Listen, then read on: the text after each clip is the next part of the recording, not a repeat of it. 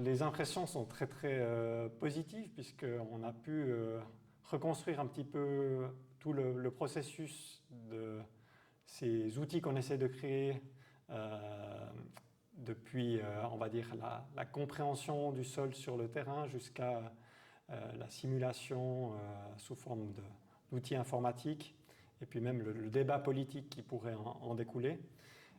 Donc on a pu se mettre un petit peu en situation de ce qu'on souhaite créer.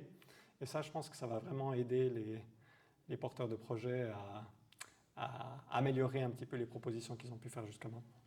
Alors mes impressions sont vraiment très positives parce que je vois qu'il y a plein de spécialistes qui se posent la question de la protection du sol. Et puis, comme je vous ai dit, moi je travaille pour les parcs et promenades et on effectue des plantations d'espaces verts. Et pour effectuer des plantations, on a besoin de sol. Le sol en ville, c'est vraiment une denrée très rare.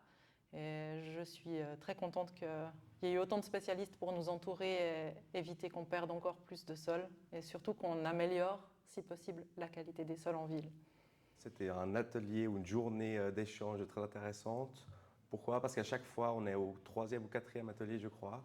Et à chaque fois, on avance dans nos réflexions sur la complexité de la prise en compte du sol ou d'une meilleure gestion du sol en vue, avec un indice de qualité du sol. Et je crois que c'est cet élément-là, c'est d'avancer dans cette complexité et de façon interdisciplinaire, ce qui me semble être une chose importante. D'être sur le terrain avec les gens qu'on a déjà rencontrés pour la plupart dans des séances, mais en salle. Voilà.